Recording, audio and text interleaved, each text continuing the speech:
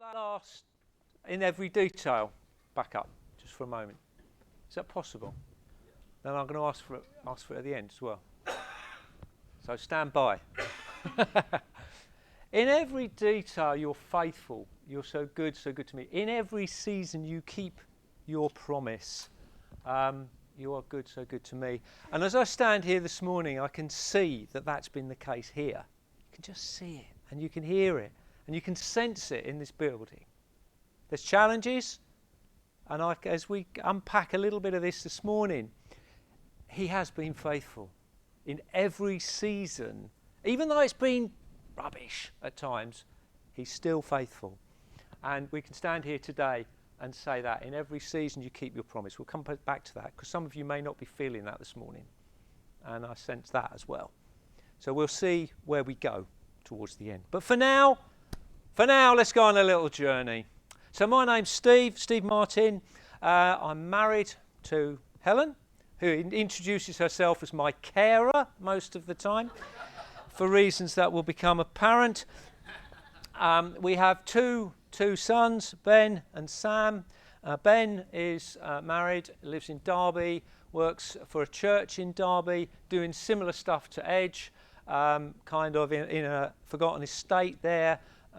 And they've got two kids, so we are grandparents. I know you find that hard to believe, but we're grandparents to Levi, who's 15, and Eva, who's 7, and our other son, Sam, is in the Royal Marines band. They're still down in Gosport, near where we came from. He's married too, and they have a 1-year-old whose birthday party we were at yesterday. So that's our two lads, both very different, both on with the Lord, which is amazing. I spent 28 years in the Royal Navy. We'll talk about that. We'll unpack some stories. And, Nathan, you said last week, was very gentle. And no, sorry, that's not happening this morning. Sorry. So it's 28 years in the Royal Navy. Helen was in the Navy too as a nurse for 9 years, which is where we met.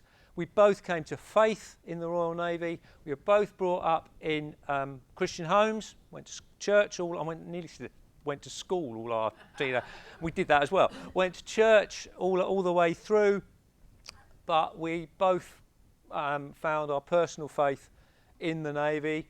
Me, because a missioner at the Royal Sailors' Rest said to me, "You're not going to heaven on your mum and dad's faith." At which point I was like, what?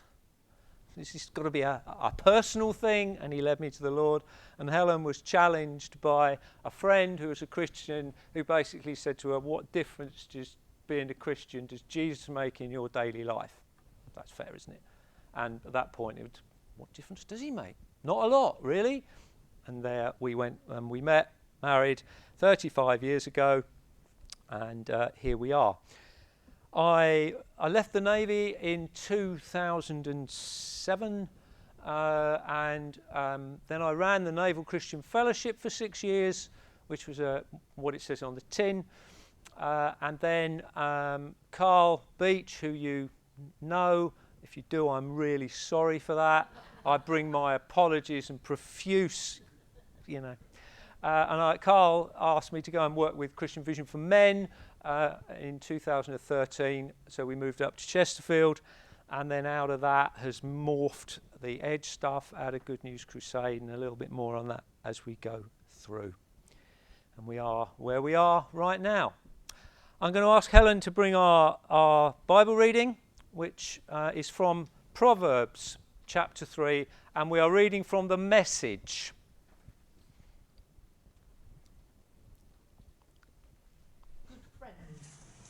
Don't forget all I've taught you. Take to heart my commands. They'll help you live a long, long time. A long life lived full and well. Don't you lose your grip on love and loyalty. Tie them around your neck. Carve their initials on your heart. Earn a reputation for living well in God's eyes and the eyes of the people. Trust God from the bottom of your heart. Don't try and figure out everything on your own. Listen for God's voice in everything you do, everywhere you go. He's the one that will keep you on track. Don't assume you know it all. Run to God. Run from evil. Your body will glow with health. Your very bones will vibrate with life. Honour God in everything you own. Give him the first and the best. Your barns will burst. Your wine vats will brim over. But don't, dear friend, resent God's discipline. Don't sulk under his loving correction. It's the child he loves that God corrects. A father's delight is behind all this. Thank you. Maybe familiar passage, but maybe not in the Message version. I think the Message brings out some amazing things from that little passage. Actually, picked up there. A father's delight is behind all this. We've just sung that. He's a good, good father. He's a good, good father. Nothing he does is going to destroy us, to harm us. He's a good, good father. He delights in us. Trust God from the bottom of your heart. I love that. Trust God from the bottom of the heart.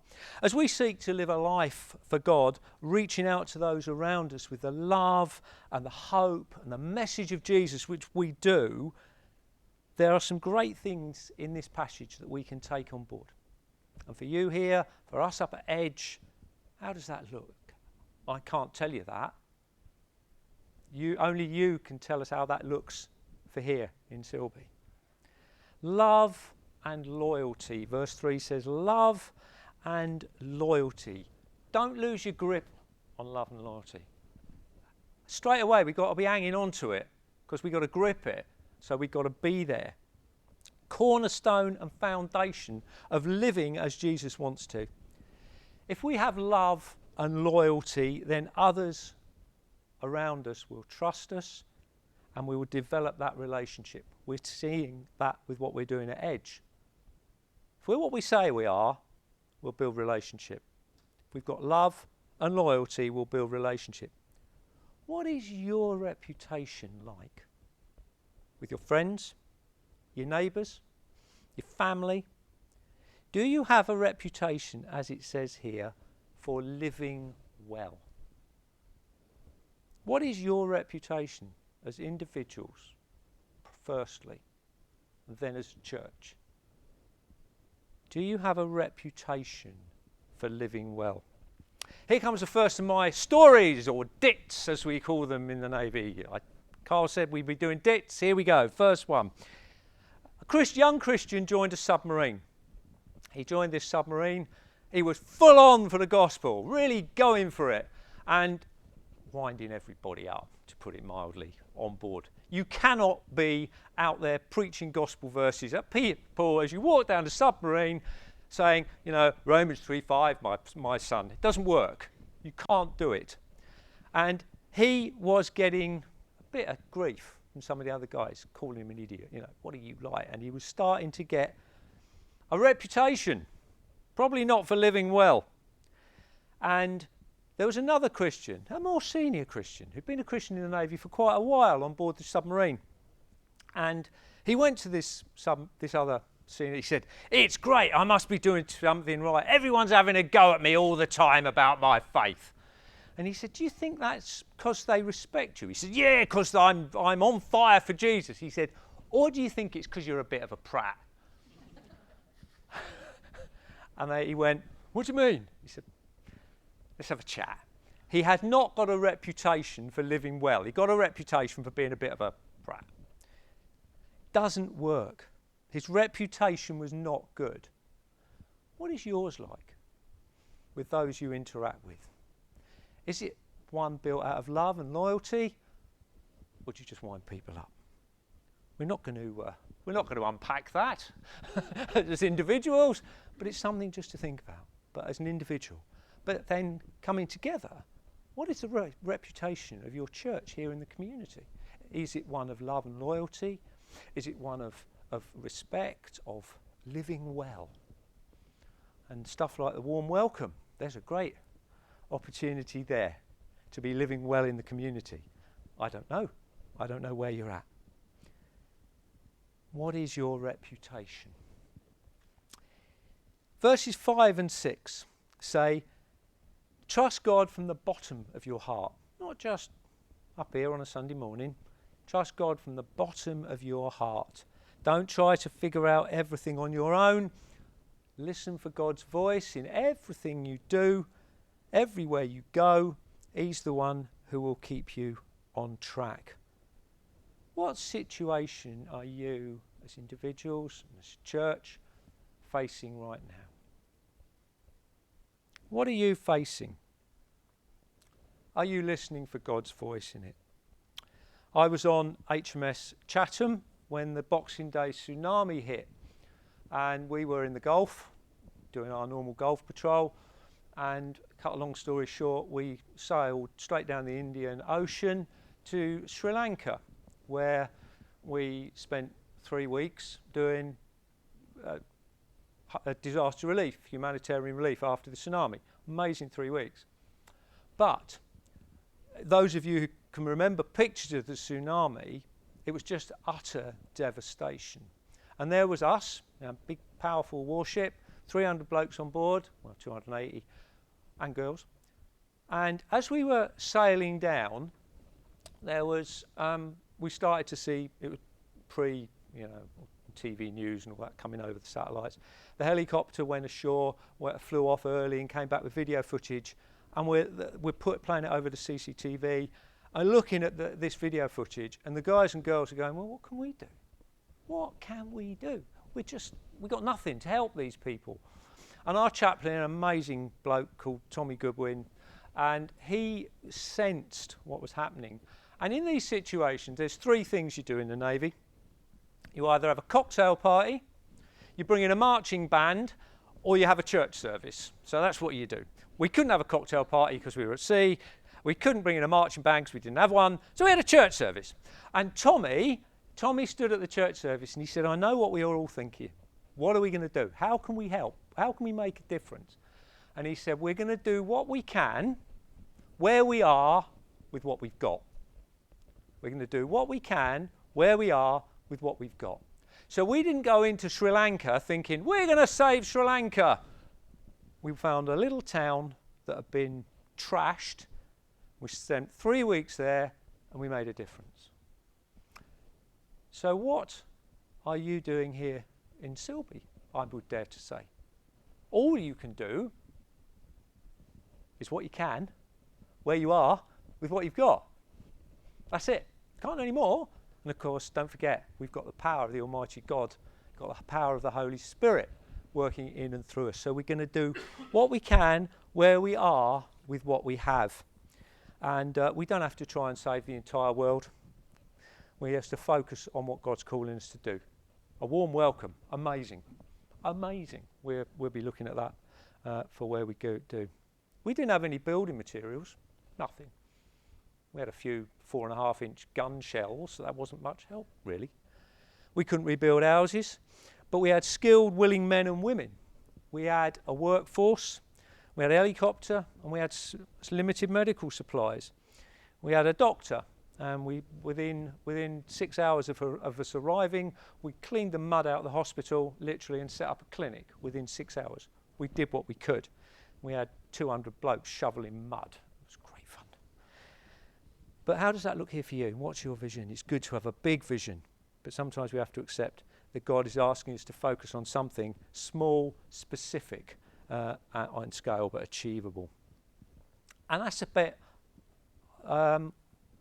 what we're doing with Edge.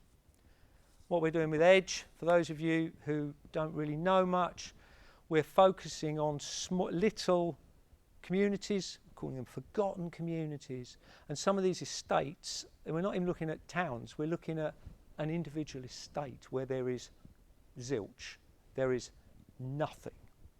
And we're focusing on those, and we're putting a faith community into them. It builds around the faith community, and in Chesterfield we've got 3 of these now, these faith communities, these edge communities as we call them.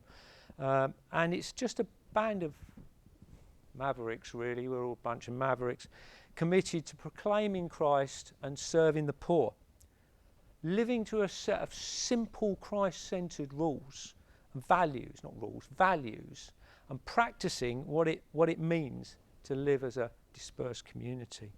So we're regularly sharing in communion meals. We're saying that everything we do, our activities point to the table. Everything points to a table. Everything's around food. It's great. Cakes and stuff. It's all around food, but the table points to Christ. So our stuff brings people to the table, to food, and then the food we point to Christ. And we're seeing that have an effect. We don't do Sunday morning meetings. We don't. It's great. We don't do that. It's during the week. We have a monthly worship night. We do that. It's differently. But during the week, we have these open, what we're calling open living rooms. Warm welcome is the perfect time to start that, because you've got an excuse to open it, rather than just, hey, come on in. Actually, come on in, get warm, and then we'll see where it grows from. And we're really, really looking forward to that. And we do keep the Sabbath holy, but we don't meet on a Sunday. We meet during the week. Sunday's great because you have a rest. It's brilliant. Actually have a rest. And our church community. And so we've now got a network growing across the country of people like-minded on like-minded mission, who are reaching out into their local forgotten community. We've got all sorts of projects running. I run bingo every Tuesday afternoon. That's hilarious. We're on a free cafe with the benefits to housing and debt advice. We're starting to run mums groups, toddler groups.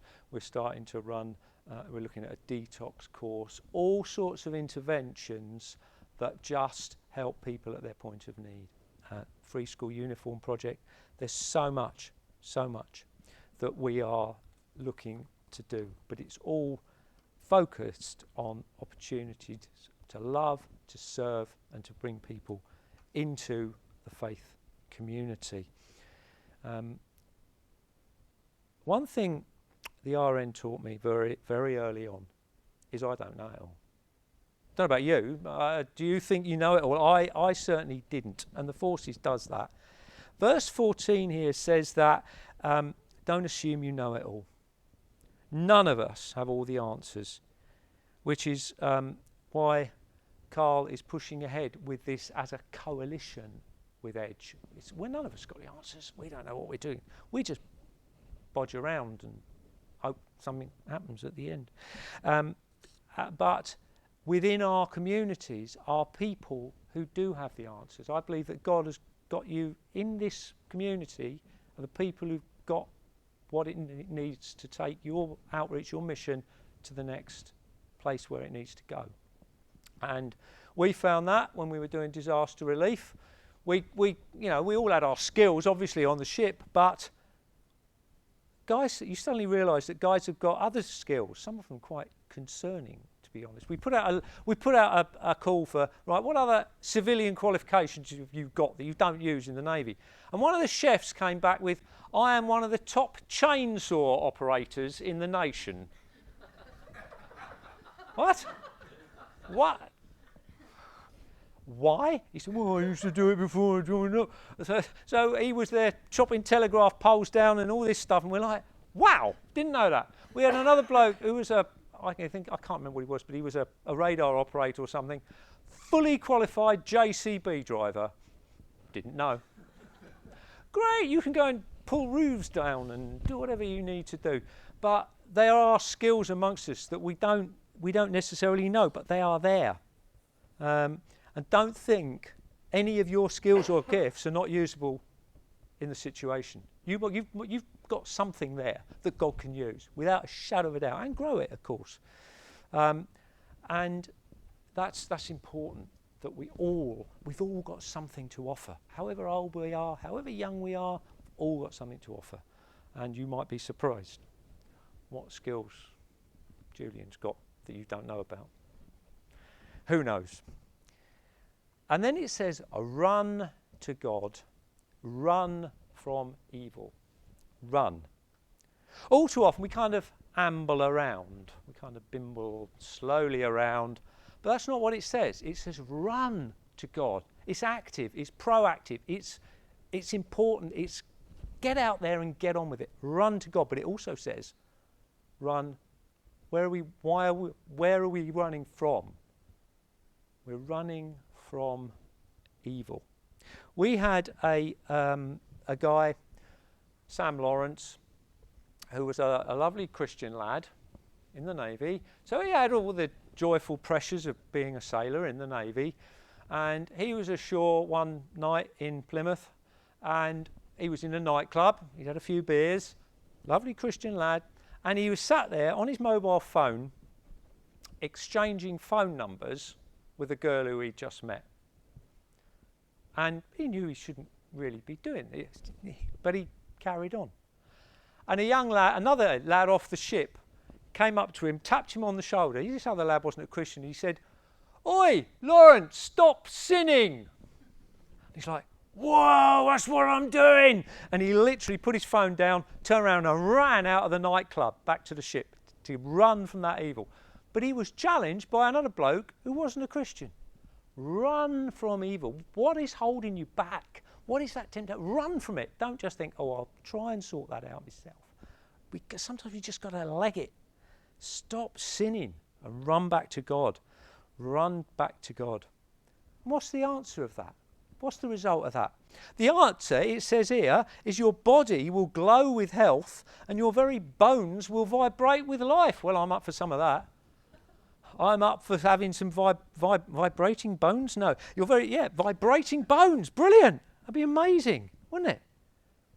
It's basically onwards to the end of this passage. He's saying, if we do these things as individuals in the church, he's going to pour out his blessings. He's going to pour out his blessings. Your barns will burst. Barns here, but whatever it is, it's going to burst. Your wine vats are going to run over. Brilliant. I'm not going to argue with that. It's all going to happen. But first off, we've got to honour him with everything. Life, family, job, church, money, the first and the best. Not the ninth and the, it's all right. The first and the best. Honour him with everything you own. Give him the first and the best. I have to tell this story because I have to tell it every time. When our firstborn was born, Ben, Helen's now looking at me, closing one eye, because she knows what's coming. Ben was born 3 weeks before I deployed for a 6-month deployment. So 3 weeks old, off I went for 6 months. Before internet, before mobile phones, got a few photographs through. And as we came back to Plymouth 6 months later, on the jetty was all the families. It's a reunion like I think we're going to have when we get to heaven. It's just going to be, everyone's going to be there. They're all going to be, yes.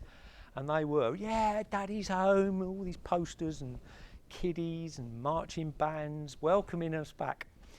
And I'm stood on the upper deck, and I'm smart as a guardsman, and looking, and you're looking, trying to make contact, see where your loved one is, where your family are. It's an amazing moment, and then you make eye contact, and it's just, can't explain it. Incredible. So I was on the after end of the ship. Helen was looking at the front, and then eventually made eye contact. I was like, amazing, we're here, we're back. And I looked at Helen, having been away for 6 months, and I thought, blimey, she's gone grey since I've been away, her hair. As a bloke would do. So I'm lifting my cap up, going, you've gone grey, girl. Now, Helen, being a mother of our firstborn, was only thinking about our firstborn. So she thought I was saying, wow, Ben's hair colour is the same as mine. That's what she thought.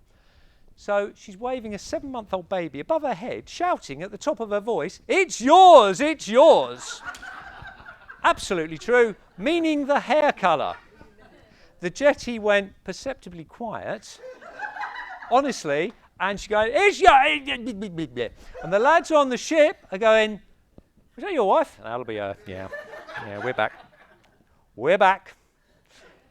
Honour God with everything you own, including your grey hair.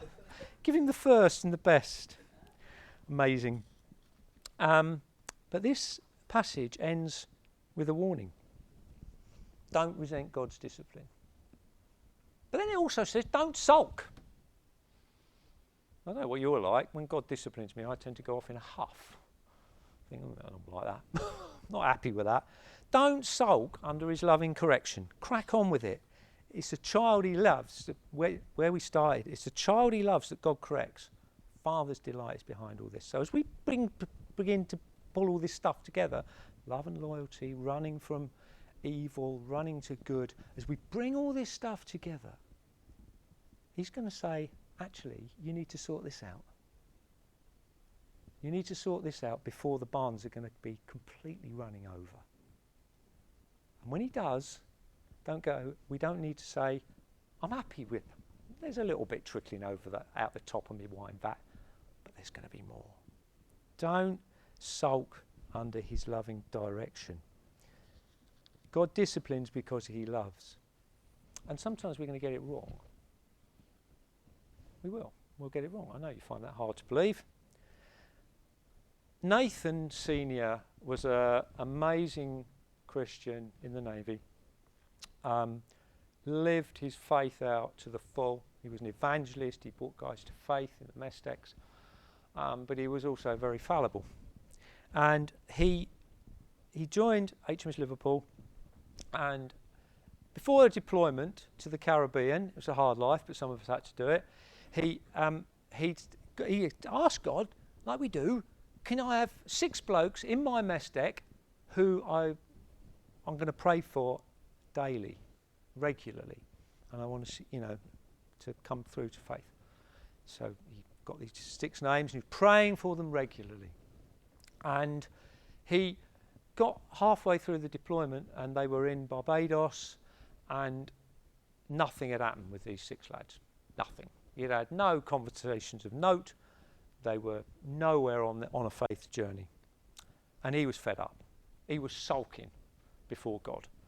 And he got so fed up, he said, blow this for a game of soldiers. I'm going ashore with the lads. And he got drunk. And he's in a nightclub in Barbados, and totally out of the blue, a lad off the ship came up to him. He doesn't remember this. A lad off the ship came up to him and said, Nathan, can you tell me more about Jesus? And Nathan went into auto, took this lad outside, sat on the steps of a little chapel opposite the nightclub, and led this guy, Ash, to the Lord. Then he went back in the nightclub and carried on drinking. Ash went back on board. Following morning, Ash found Nathan and he said, can we carry on those conversations? I feel amazing. I mean, everything's lifted off me. And Nathan's going, what? What happened? He said, well, don't you remember the conversations we had last night? He said, what conversations? I don't even remember seeing you. Well, you introduced me to Jesus and I want to find out more about him. And he's like, what? What? Even in that, God is faithful. God is faithful. You are good to me. In every detail you are faithful. In every season you keep the promise. You are good to me. And that's what Nathan experienced. And then obviously he had to go through the thing with Ash. That's not really what I should have been doing, blah, blah, all that. But God will not let you down. The season is now. And every season he keeps his promise. Whatever season you're in your own personal life, your family life, your work life, church life, he will not let you down. Even if you do what Nathan did. And this isn't Nathan Sr. This isn't Nathan Blackerby, by the way. I just need to add that in very clearly. It was not Nathan Blackerby. But we will mistakes, and we will carry on. And God corrects and disciplines. Don't sulk. Just get on with it. Trust God from the bottom of your heart and go for it. Sorry? Oh, yeah, and Ash is now a pastor leading a church in Eastbourne. And he was led to the Lord by a drunk bloke in Barbados. It's lovely. I love that, how God just brings these stories together and uses us despite ourselves. And he will equip us for that task, as long as we're prepared to do what we can where we are, with what we've got. Not always hankering for what the bigger group's got down the road, but what has he got for us to do it? And we have to trust him fully, not relying on ourselves, but him. And in all that, what is God calling us not to be involved in? What is he calling us not to do, as well as what is he calling us to do? The warm welcome stuff is very interesting, actually, because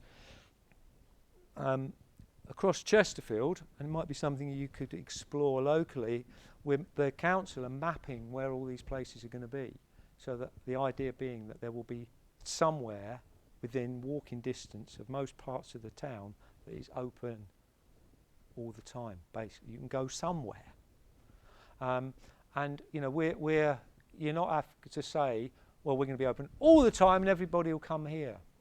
No, it's not about that. What can we do here? If you can only do one morning a week, but the library over the road can do another morning, and they down the road can do another morning, then together we build something. We build a welcome that is open for all the community to come in. A warm welcome.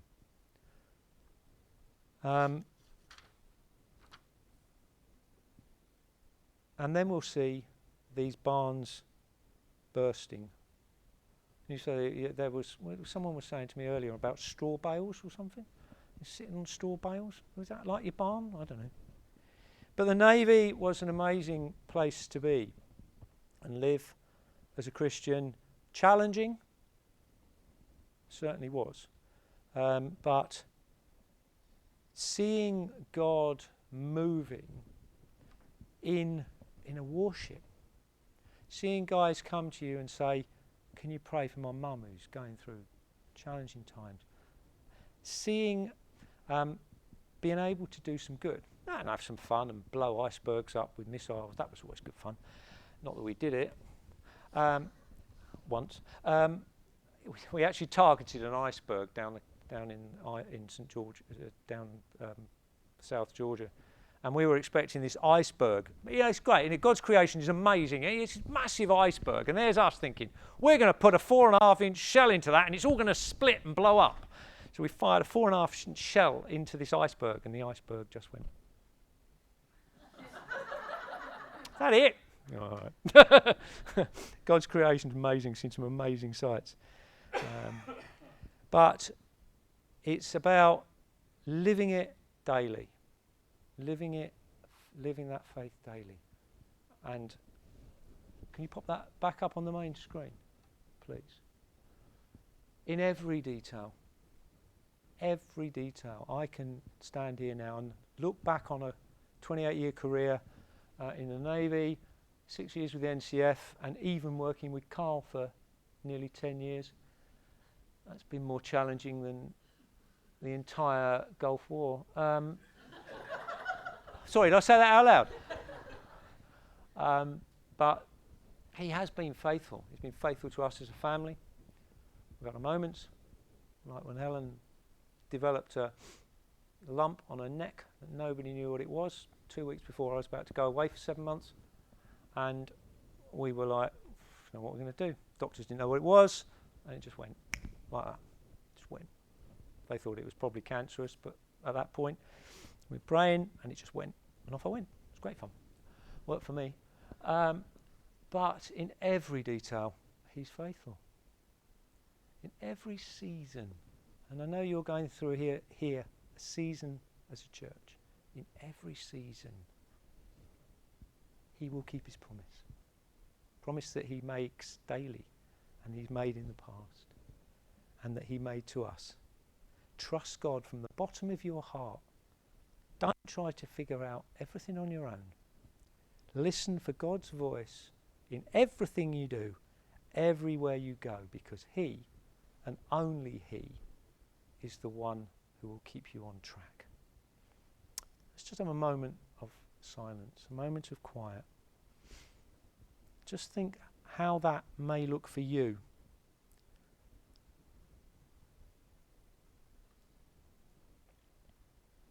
Have you got a reputation for living well in God's eyes and the eyes of the people?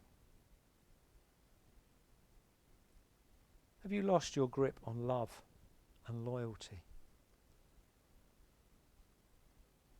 Are you listening for God's voice in everything you do?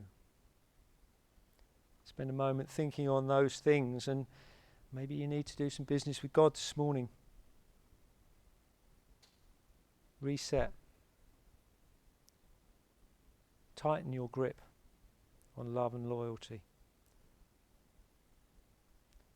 Are the initials of love and loyalty Jesus, which He carved on your heart when He came into your life?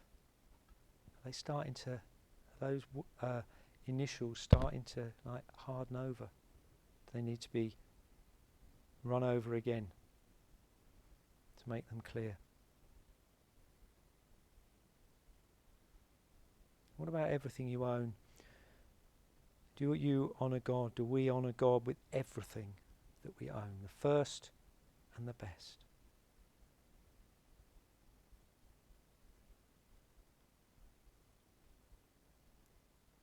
And if we sense that God is correcting us this morning, it is only because He loves us. He's a good, good Father, and His delight is behind all this. Father, we thank You for who You are. We thank You that You are that good, good Father. You are our good, good Father. You will never, ever let us go. You are faithful in every detail. Every season You keep Your promise. You're good to us. Thank You, Lord. Amen.